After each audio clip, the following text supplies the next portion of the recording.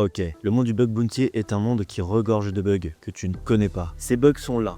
Et toi, tu pourrais les trouver. Laisse-moi te plonger dans cet univers passionnant qu'est le bug bounty, mais en l'occurrence sur Netflix. Comme d'habitude, pour cette vidéo, on va faire deux parties distinctes. La première partie sera Imagine sur Netflix pour que tu comprennes bien les concepts, et la seconde partie sera une partie plus technique qui va te permettre de comprendre les concepts techniquement. Si par la suite, toi aussi, tu voudras te lancer dans le bug bounty, bien sûr. Donc dans un premier temps, et ce qu'on fait à chaque fois, on détermine les règles. Parce que évidemment, dans un bug bounty, on ne fait pas ce qu'on veut, et en l'occurrence, on ne veut pas trouver des bugs qui ne nous rapporteront pas d'argent. Donc, voici les règles pour Netflix. La première, c'est bien de respecter les URL pour ne pas affecter un service tiers, bien évidemment. La seconde, c'est de ne pas impacter les utilisateurs. On crée des comptes et on utilise ces comptes pour prouver nos bugs. La dernière est pour moi l'une des plus importantes, kiffer. Tout ce que vous allez faire dans le bug bounty, il faut que vous puissiez kiffer le faire. Trouver un problème dans une application, trouver un problème dans une URL, c'est avant tout pour avoir un objectif final. Par exemple, avoir un abonnement gratuit. Voilà les principes fondamentaux du bug bounty, mais juste avant qu'on commence la vidéo, laisse-moi te parler de quelque chose, ma plateforme. Ma plateforme est une plateforme de bug bounty en 3D où tu pourras tester et trouver des bugs sur des modèles 3D avec des scénarios bien spécifiques. Par exemple, en l'occurrence pour celui-ci, l'objectif est de démarrer le moteur de la Tesla, ouvrir la portière et trouver des bugs qui tout simplement vont par exemple te permettre d'ouvrir le coffre, d'ouvrir la portière, d'ouvrir la vitre, à toi de trouver les bugs. À partir de là, et quand tu auras exploité l'intégralité du scénario, on te demandera de rédiger un rapport où tu feras référencer tes bugs pour gagner des points sur la plateforme. L'objectif est que par la suite tu puisses appréhender le monde du bug bounty. Ok, alors si tout est bon pour toi, prends ton paquet de popcorn, assieds-toi bien confortablement, c'est parti. Premier rapport.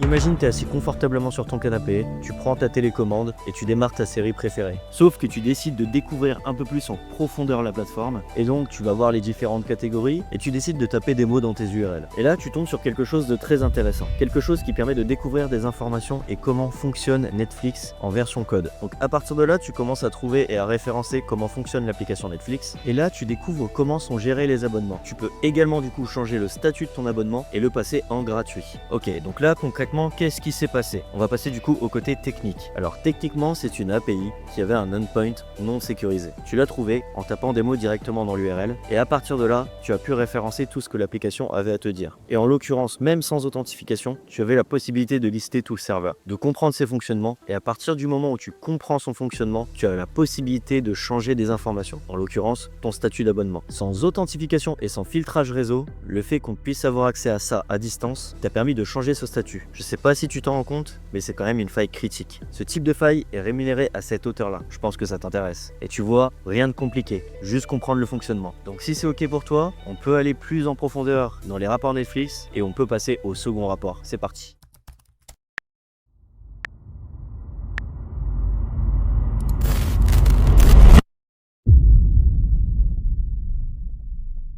Donc là, cette fois-ci, tu es sur ton téléphone. Tu vois un article qui apparaît, tu cliques sur cet article. Et là, tu vois que des mots de passe ont leak par rapport à Netflix. Quelques jours avant, tu venais de créer ton abonnement. Mais toi, ce qui t'intéresse, c'est de comprendre comment ça fonctionne. Donc tu connectes sur la plateforme Netflix, tu as vu que sur l'article, il y avait un serveur AWS qui était open, et donc tu décides de rechercher ce serveur-là. Tu le trouves, et effectivement, tu peux exporter tous les logs des utilisateurs en référence à Netflix. Donc là, tu comprends bien que c'est compliqué. Mais alors, comment ça fonctionne techniquement? Donc là, tu n'as pas forcément besoin d'avoir de compétences techniques. Tu as déjà compris ce qui se passe. Le serveur était open, pareil, à distance, et te permettait d'exporter directement tous les utilisateurs qui étaient référencés à ce serveur. Les adresses mail, les numéros de téléphone, les identifications d'accès, les mots de passe, tout ce qui pouvait te permettre de te connecter à ton compte Netflix et les informations affiliées à ton compte Netflix. Donc j'avoue que ce rapport était très court, mais référence une vulnérabilité aussi critique. Et c'est aussi pour ça qu'on a beaucoup de leaks. Le problème, c'est principalement la configuration. Et à travers toutes mes vidéos, c'est ce que j'essaie de te faire comprendre. Mais perdons pas plus de temps et plongeons encore plus dans les bugs Netflix. C'est parti pour le troisième rapport.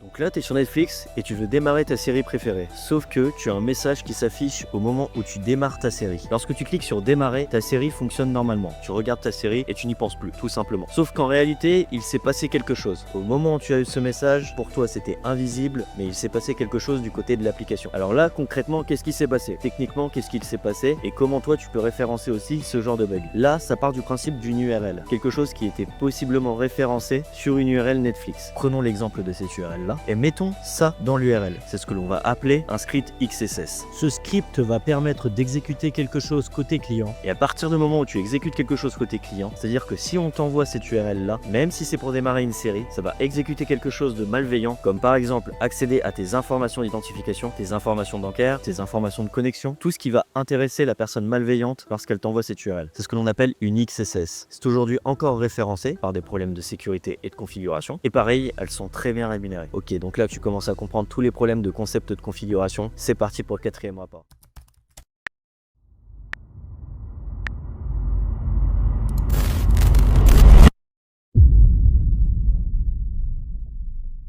Donc là, tu reçois un email hyper précis sur tes achats, sur ce que tu as déjà fait. Donc là, tu sais que c'est probablement Netflix parce que ça correspond à ce que tu as référencé sur Netflix. Mais toi, tu es quand même quelqu'un de malin et tu regardes que le mail a été envoyé par un attaquant. Donc tu ne te fais pas avoir. Mais des milliers d'autres personnes se sont probablement fait avoir. Et ça, c'est un problème. Donc là, qu'est-ce qui s'est passé? Comment a-t-il pu avoir ces informations-là? Eh bien là, c'est une API qui est trop bavarde. Alors dans un premier temps, qu'est-ce qu'une API? Une API, c'est une sorte de boîte à outils qui va te permettre d'accéder à telle ou telle ressource. C'est celle qui va gérer les différents accès.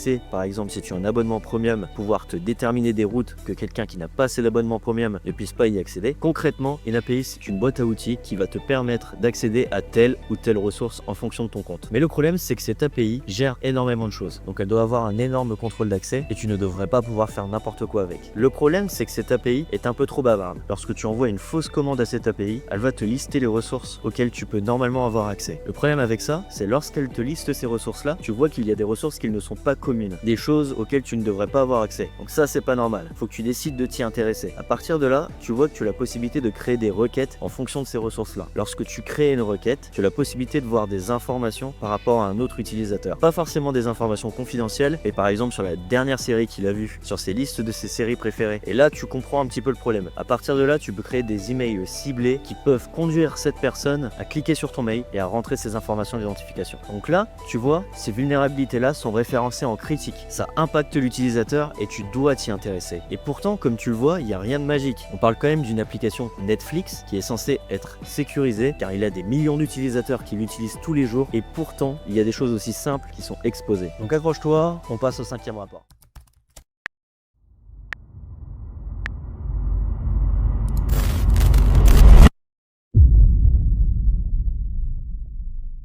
Donc là, tu es tranquillement sur ton canapé, tu es sur ton téléphone, tu regardes une série Netflix en même temps et tu te poses cette question. Mais qui est le développeur de Netflix? Donc tu commences à faire tes recherches, tu commences à voir qu'il y a beaucoup de développeurs, mais tu t'intéresses à un développeur en particulier. Tu regardes ce qu'il a déjà fait avant et du coup, tu vas regarder ses projets, les projets qu'il a mis en public et qui sont en ligne. Tu vois que sur l'un des projets publics, il y a une clé qui est référencée. En l'occurrence, ça se rapproche d'un projet Netflix. Donc là, tu te dis, ok, je vais prendre cette clé publique et je vais l'essayer sur l'application Netflix. Du coup, tu regardes ce que tu peux faire avec cette clé. Et je te le rappelle, une API est quand même relativement bavarde. Donc avec cette clé, tu vas la rentrer en clé tout simplement et tu vas voir ce que l'API va te répondre. Donc là, tu vois qu'elle va te lister des ressources auxquelles tu peux avoir accès avec cette clé. Là, ça commence à être dangereux parce qu'avec cette clé qui n'est absolument pas dynamique, tu peux avoir accès à plein de ressources différentes. Une clé dynamique, c'est une clé qui change tout le temps. Là, en l'occurrence, elle est statique car tout le monde peut l'utiliser et avoir la même pour accéder à ces ressources-là. Donc tu vois que tu as la possibilité de changer des comptes en administrateur, tu vois que tu as la possibilité de changer des ressources sur le serveur, d'ajouter des séries, de changer des longues séries, de changer des comptes. Donc là, avec cette clé, tu es littéralement le développeur de la plateforme Netflix. Qu'est-ce qui se passe concrètement? En fait, le développeur, par souci de simplicité, a laissé une clé en public. Donc ça, il l'a pas fait exprès, bien évidemment, mais avec cette clé, ça lui permettait en fait tout simplement d'être plus rapide pour faire des changements, directement en lançant des commandes sur l'API. Sauf que, Vu que cette clé n'était pas dynamique et qu'elle était statique et que quelqu'un pouvait la récupérer, il pouvait la réutiliser pour effectuer exactement les mêmes actions que le développeur, mais à distance. Donc là, on explose le critique parce qu'on peut littéralement tout faire sur l'application à partir de là. Ça n'arrive quasiment jamais. Mais si t'en trouves une, crois-moi, garde-la et référence-la. Donc voilà, c'est tout pour cette vidéo. J'espère qu'elle t'aura plu. J'espère que tu auras appris des concepts que tu ne connaissais pas. On reste toujours dans le principe du bug bounty. C'est ce qui t'intéresse parce que c'est ce qui va te rémunérer. C'est ce qui va te permettre d'utiliser des rapports et pouvoir être rémunéré par telle ou telle plateforme. Donc là, on est parti sur Netflix parce que c'est une plateforme quand même relativement connue. Et toi, du coup, si tu t'intéresses à ce monde, n'hésite pas à aller visiter ma plateforme. Donc elle est toujours en cours de création. Elle arrive très prochainement. Elle va aussi permettre à des étudiants cette plateforme de se lancer dans le monde du bug bounty. J'ai plein d'autres idées pour vous présenter des rapports, pour vous présenter des vulnérabilités, des idées qui peuvent aboutir pour vous à créer vos premiers rapports. Les rapports sont plus importants parce que c'est ce qui te permet de comprendre des concepts et par la suite te permettra de devenir un bug bounty hunter. Donc j'espère que cette vidéo t'aura plu. Si c'est le cas, laisse un like, partage la vidéo, abonne-toi. Moi je te dis à la prochaine pour te présenter prochaine vulnérabilité. Salut!